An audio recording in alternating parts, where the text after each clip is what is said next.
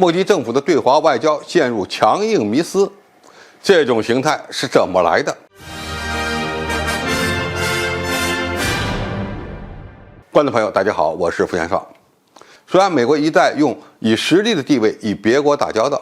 与中国坚持的相互平等外交思想形成强烈反差，但是谁也无法否认一个国家的实力对外交工作的影响。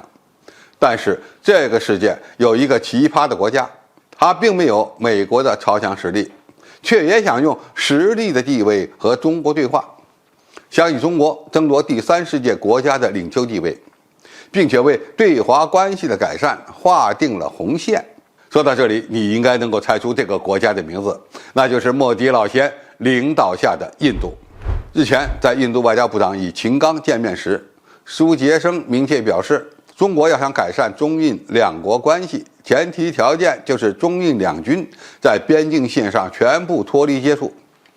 印度国防部长与中国国防部长李尚福在上合组织会议上见面时，辛格是唯一一位不愿意与李尚福握手的外国军队高层。而这一切表象的背后，是莫迪政府对华外交战略的强硬迷思。印度明明没有美国的实力，却在学习美国人的思维方式与中国打交道。首先，印度忘了采取强硬外交的基础是强大的国家经济、技术和军事实力，而不是打嘴炮。第二，印度要求中国军队必须先从德普桑平原和德姆乔克完成撤军，又是两国关系正常化的前提。第三，印度军队在挑衅完中国之后，又想要中国军队退回到2020年4月之前的位置，忘记了中印在2020年9月10日签署了中印俄联合声明，双方当时同意，一旦脱离接触，应该在边境地区为转入常态化管理制定新的信任措施。也就是说，中国所提出的常态化管理边境，并商定新信任措施才是现实的。而印度只有1993年之后，双边协议已经失去了意义。既然印度在2020年签署了联合声明，为什么现在又不承认？想在中国跟前耍无赖，管用吗？第四，印度国防部长似乎忘了自己是在上合组织国防部长会议上展示强硬，而上合组织成员国最不希望的就是看到印度与中国之间的不和。你也可以把辛格拒绝与中国国防部长握手的举动看成是宣泄情绪，与当时的场合完全不相符。第五，受美日印澳四方机制的影响，印度开始相信，在不断发展的多极世界中，自己和中国是同等重要的一极。莫迪似乎忘了，印度的所谓地缘政治地位上升是由美国支撑的，而中国是与美国几乎同一量级的地缘战略参与者。第六，印度由于2023年担任 G20 和上合组织2个主席国，有点飘了。印度对 G20 非常重视，莫迪试图在西方国家中将印度定位为全球南方的领导者。印度外长苏杰生一再强调，印度是多极世界的一极，忘了中国才是发展中国家的领导者，而这个地位仍然是以实力来决定的，